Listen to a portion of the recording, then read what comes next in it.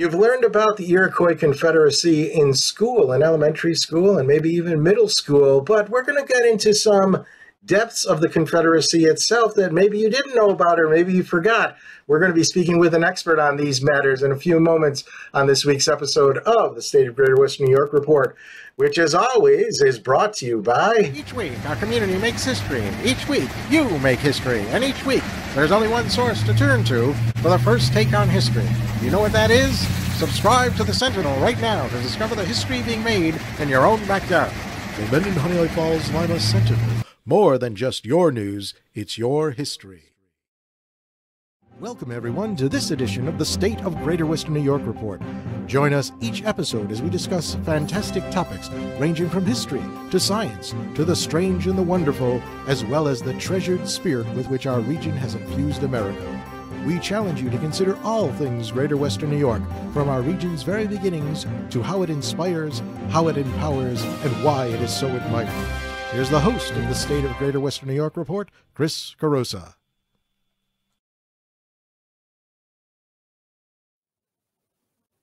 Hi there, and welcome everyone to this week's edition of the State of Greater Western New York Report.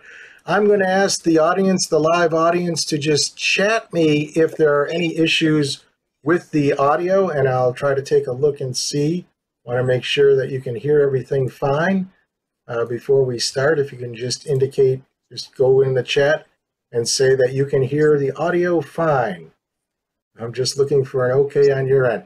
All right, well, let's just get started now with our guest, Dr. Joe Stahlman. Joe, you are a history preservationist for the Seneca Nation. You work in that office. Can you tell us a little bit about your background, maybe how you got started in this, what interested you in this, and, just about your background in general? Of course, Chris. First of all, let me say thank you for the invitation to your show this week. I really appreciate and honor this request. So, yes, I work for Seneca Nation. I am their Tribal Historic Preservation Officer. I will talk about that in a moment, but, you're asking about my background, and the reason why I got into all of this kind of work is race. It's this idea of race. So when I'm biracial, and I grew up in a family home setting where, this idea of race and who's where and who's who based on, a certain degree of parent or blood or genetics, lumps you into a category. And that kind of led me down a life of inquiry. And so throughout my life, ever since I was a little kid, I read everything that I could on indigenous peoples, Native Americans, and whatever you want to call us, Indians. And so I read everything that I could. I talked to everyone that I could. And it's just kind of taken me down a very interesting path throughout my whole life. And I feel really happy to be where I'm at right now with Seneca Nation, because at Seneca Nation, a lot of those questions that have interested me or plagued me throughout my life has, at one point or another, come to be important in this job in a number of ways, from advocating for indigenous space in history, or removing an erasure of some point in the past, or having a voice in modern day development. All of these things, all of that past really does play into this present that I'm in. And so for me, all of those questions that I've always had are really relevant to a lot of folks, indigenous and non. And I really enjoy what I do, because I am continuously encountering people who have a lot of these same questions or come from similar backgrounds. And the conversation is just lively for me, Chris. Well, tell us a little bit about where you work, and perhaps maybe what sort of resources you have at that location, and maybe how other people can talk to you about that. Okay. So, between 2019 and January of this year, I wore many hats here. And one of those hats was the director of the Haudenosaunee Cultural Center, which is the new Seneca Iroquois National Museum. But it's much more than a museum at this point. It's a cultural center that houses classes on arts and crafts, history, culture, and not just Seneca, but also Haudenosaunee and other times more pan-indigenous based. But it tends to be a little bit more Seneca and Haudenosaunee. So until January, I had all of these hats, and after January, I reduced it to historic preservation. And one of the things that I do for historic preservation is do this advocacy work for the nation in any of its Aboriginal lands with any interest that it might have to that space or landscape. So some of the resources that we have here at Seneca Nation includes a collections that includes archaeological and ethnographic materials. When I was last part of that in January, there were over 100,000 items within the collections. And then they have an extensive paper archive. So what a lot of people don't realize is that indigenous peoples have been dealing with paper as long as there's been Europeans on these shores. And so as a result, you know, there has been an accumulation of paper over the last 400 years, and a lot of it is preserved here. Seneca Nation also has an extensive library on what we would call, you know, publications, right? Monographs, books, mainstream, from academic presses, self-publications. There's write-ups on Seneca folks, local folks writing about their own lives. There's language materials, there's music. Music comes in the form of CDs, tapes, reel-to-reels, and 78s, you know, whatever there was. I'm sure there's a wax cylinder somewhere in that collections if I were to look hard enough. And so, you know, Seneca Nation has been really collecting all of this stuff for a long time. And so when they built this facility, they had that future in mind. And so that's been a real privilege to work with everyone here and be kind of part of all of that massive collection. Not only that, you know, they have an extensive record keeping system. And so, you know, we keep up with all of the ongoing archaeology concerning Seneca Nation peoples, but also with the larger Haudenosaunee confederacy, but also into Aboriginal lands. And that includes knowing about archaeological sites in like Ontario, Canada, Ohio, Pennsylvania, West Virginia, you know, all the way down to, you know, the Indiana, Illinois area. So it's pretty extensive. And so for me, you know, being here, it's allowed me to see those spaces where my other research and interest, there's always gaps in our research, right? For those who really jump into this kind of work with both feet, there's always gaps, and that's what keeps us interested in what we do. Being here, their extensive collection has filled in some of those gaps, so to speak. Let's start talking about the beginnings of what's known as the Iroquois Confederacy. And I'll say this. I'll start with this. So I grew up in New York, probably as a number of people who've watched this. You know, they grew up in Western New York, and we all learned the history of the Iroquois Confederacy when we were in school, and we thought it was local history. That's generally when it was taught as part of New York State history. I've talked to people across the nation. They have also learned about the Iroquois Confederacy as a part of American history. So it's a pretty universal subject that isn't really just limited to the local people, the people who grew up here. But I think that there's a lot of things that they don't teach at school, maybe because they can't, because it's just a small topic. And one of those things is, how did it all start? Joe, if you can kind of tell us about the prevailing theories, including the customary lore of how it started, and just start with that. Start with the theories, then we'll explore maybe how different pieces of evidence support or don't support each of the prevailing theories. You asked a set of really good questions here, Chris, but I'm going to back up to something you said a little bit ago. The first thing you said was Iroquois Confederacy. We don't like to be called the Iroquois Confederacy. That's actually a name that Europeans created with other indigenous peoples outside of this area, and that's the name that's kind of stuck. The name that's actually preferred is the Haudenosaunee or the Haudenosaunee. And so that means people of extending rafters, right? So that is symbolic of the longhouse, and as your family grows, the longhouse will grow. And so that's actually a more humbling and nurturing name that we prefer. Iroquois is the snake people. It doesn't sound very good, right? And so, you know, when you talk about being a Western New Yorker and growing up, you're also saying that you learned about Iroquois history, but what you're actually saying is that you have learned about your version of Iroquois history. And you know, starting off with the name Iroquois, that's, you know, a lot of people don't realize that's actually not the name. And so this history that you have learned about us over time, it's not that it's incorrect, but it's a version of history that's probably not coming from the community themselves. And so, you know, what you learn in for public education and school standards is it's not the stories that we would tell ourselves or the stories that we were telling here when I was at the museum. So you're actually anticipating one of my questions about the names, because I wanted you to explain that further.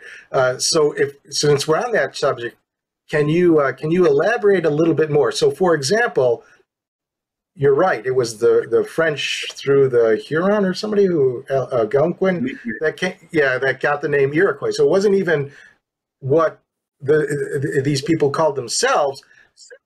In addition, the British referred to the Confederacy as the Five Nations. Even nations is not the word. I don't think it was the word was used. What was the word? Fires, or was it something like that? What word was used instead of nations? You know, the Seneca name for themselves are Onondaga, which means people of the Great Hill. And so there's no word nation within that. But a nation is actually a polite word, and it's a word of respect because we are nations. We have our own government systems. We have a culture that is holistic. It covers all of our needs and wants.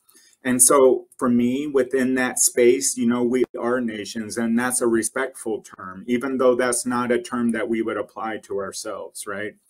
And so over time, when Europeans came here, you know, no one spoke an indigenous language. So everyone is learning from one another.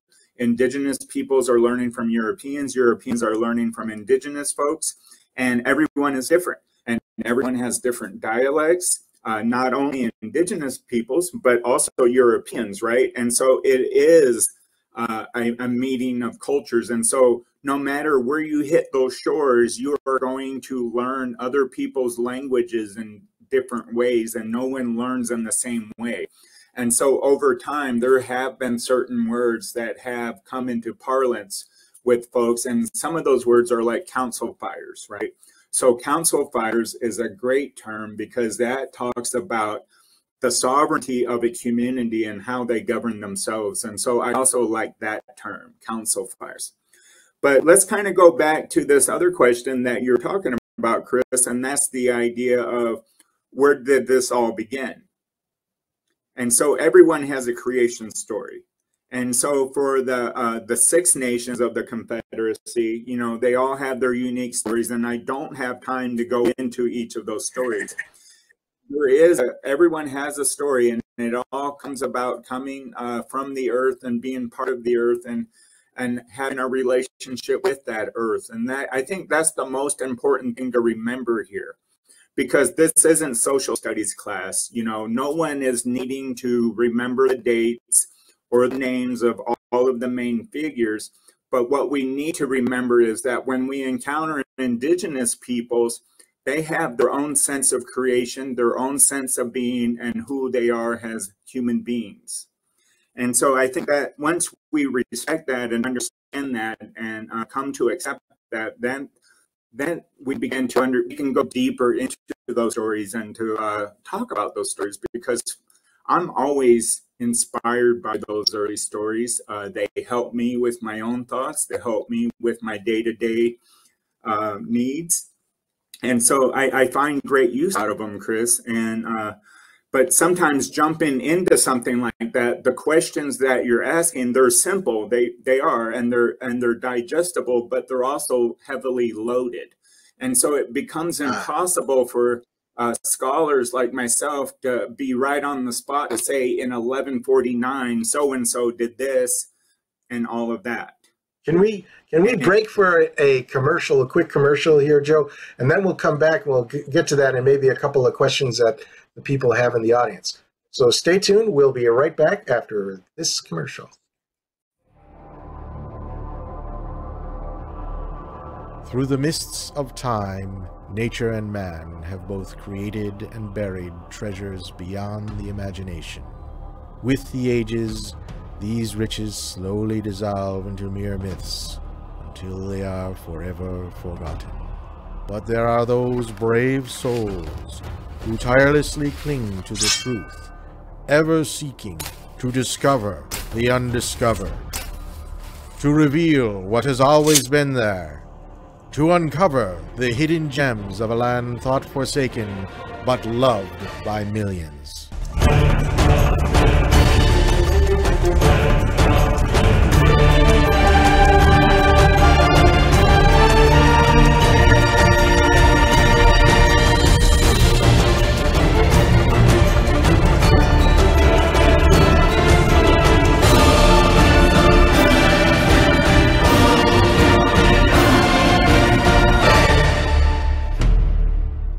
50 Hidden Gems of Greater Western New York.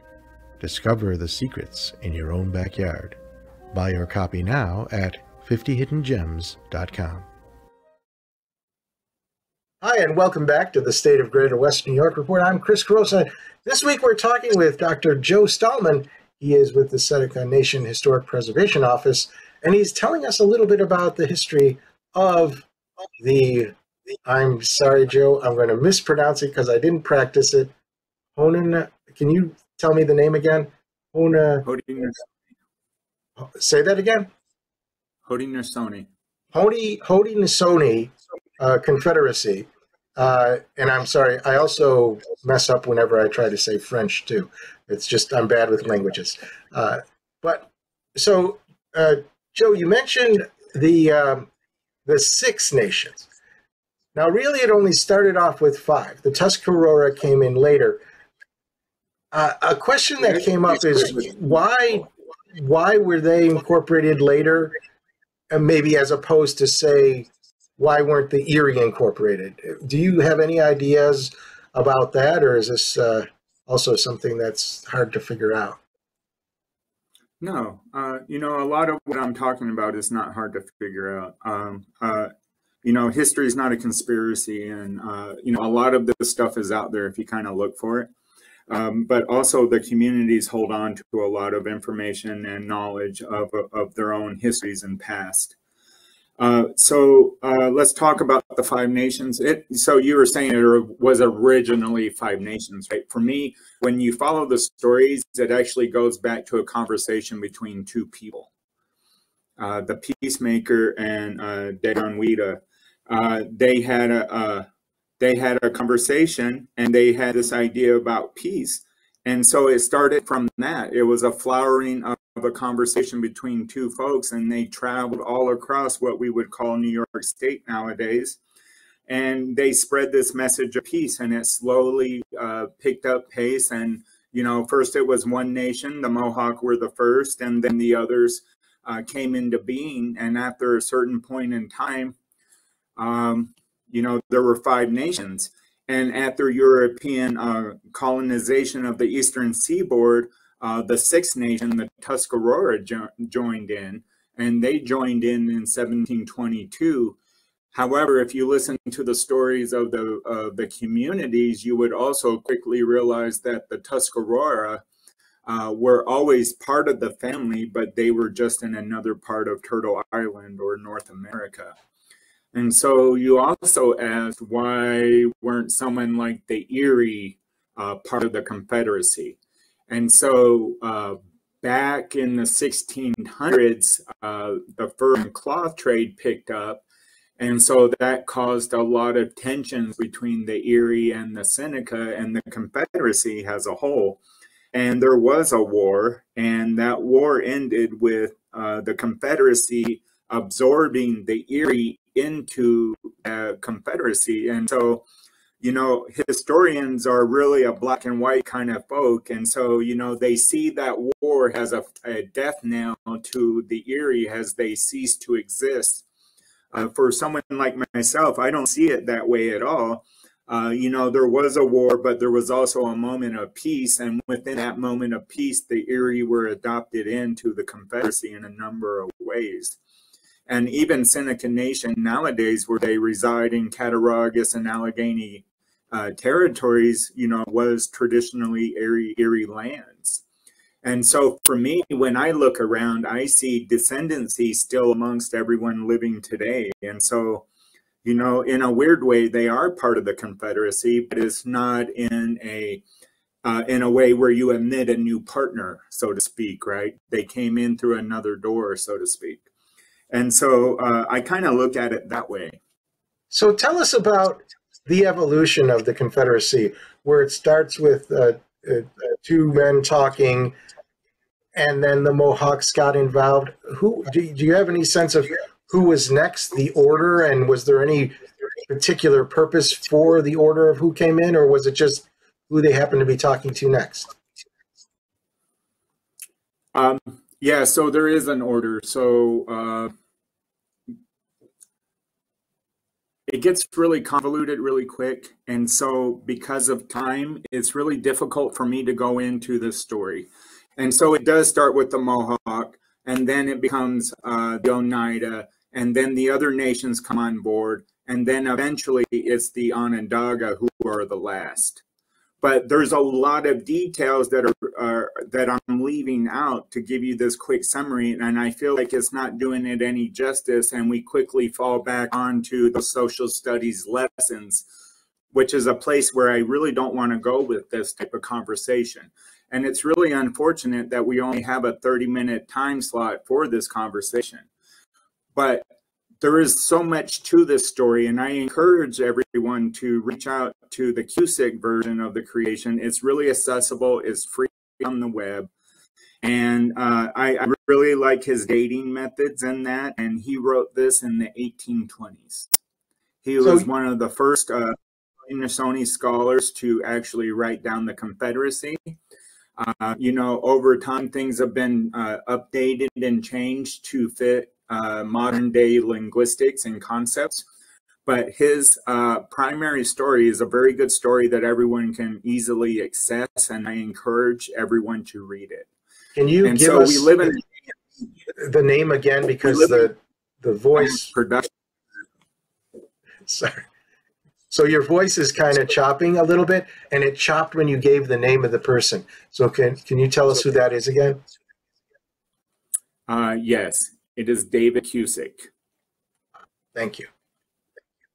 So that, you know, I think you bring up a very good point about 30 minutes not being enough. And I would almost think maybe what we could do is we can have you on again, and you pick like one section that you think you can address of this story, and maybe over time we can at least have it, you know, rolled out in a way that is really more fitting than the typical social studies class. Because, like you say, we don't want to repeat what the social studies class says. We want to go beyond that. One question that we did have coming from people is, you mentioned the Onondaga were last. Well, weren't the Onondaga sort of like well, this is the way it's told. Maybe it's not true. You know, we're taught in school that the Onondaga were the ones who kept the fire, the central fire, and they had some sort of almost like, I don't know if leadership is the right word for it, but they had a central role in the Confederacy. Is that really how it happened, or is it just because they were in the middle that they got that position? No. This is really how it happened, Chris, and I know we're running out of time. And so during the formation of the Confederacy, the Onondaga chief Patahoa was the most fierce chief out there, and he was the most reluctant to join because he had been burned so many times in the past with fake pacts. And so he was the most hesitant to join. And in some stories, he's called the most evilest, or he's a cannibal. You know, there's all of these variations, and we have to go into that and kind of unpack that kind of stuff. But because he was the last one to be convinced, he was given the most responsibility. And that's why the Onondaga have the central fire, because they are given the responsibility. And so because he was the most hesitant, he became the biggest believer, so to speak. And that's why they hold on to that central fire. I know we live in a modern day world where we wouldn't do something like that. You know, we wouldn't give someone that kind of responsibility. But those are one of the lessons that I have learned from those stories. And people really do respond in the way that Tatahoa did. And I really think it's a good way of getting buy-in. And that's why I want people to study these stories, Chris, because there's so many lessons in them. They're just not stories, right? And that's why I'm hesitant to talk about some of this stuff. So that story itself, it is a great lesson. And I do believe that it's relevant for modern times. If you look at the way people negotiate today, you can learn from that story. So that is fascinating. A couple other things very quickly. We have a few minutes left, though. Can you talk to us a little bit about the Cayuga? Because it seems like, in modern terms, they don't get as much press as some of the other nations involved in the Confederacy. Why is that so?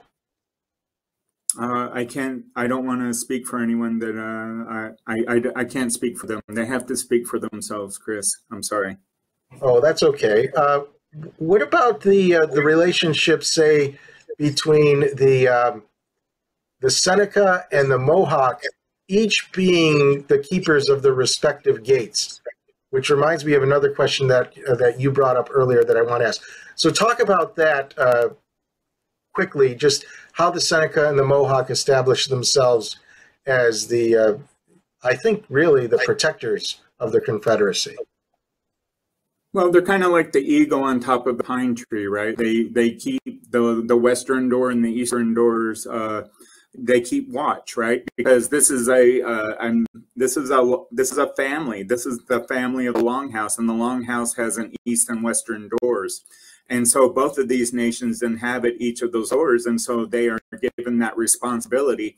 And so when you were talking about leadership or power or something like that a few minutes ago about the central fire, well, everyone has a sense of responsibility and not power. And so that's another thing that I take into mind, because in all of the things that I do every day, you know, people will call me this and that or an expert and all of that. I don't really feel like I'm any of that. What I really am is someone who knows some stuff, and I try to be responsible in the dissemination of that information. And I'm not trying to wear a hat of authority.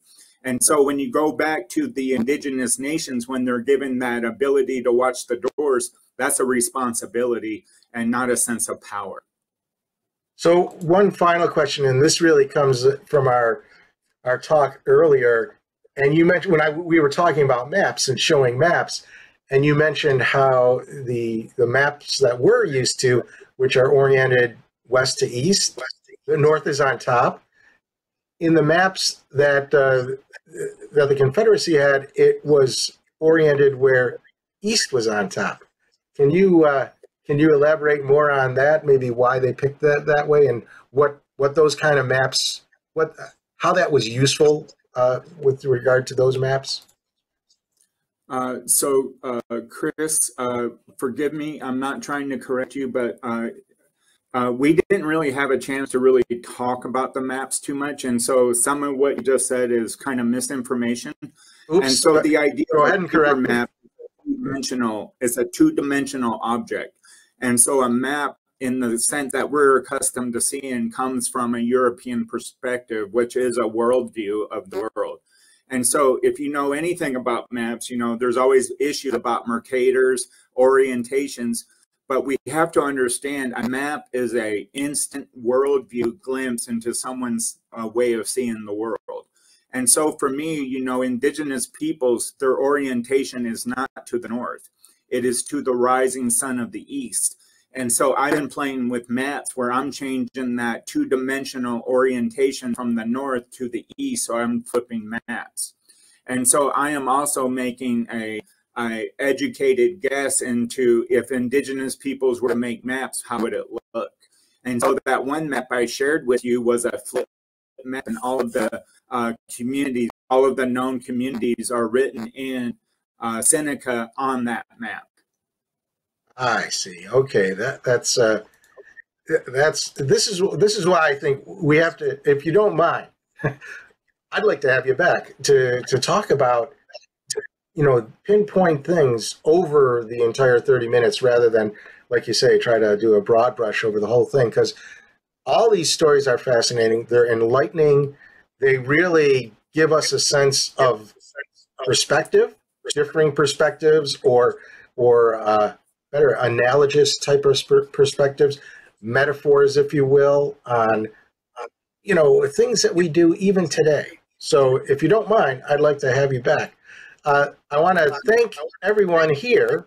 In addition to thanking Joe, I want to thank everyone who watched today. And if you want to be a member of the live audience, where you can ask questions and they come through me and they go to the guest, then go to stateof.greaterwestnewyork.com.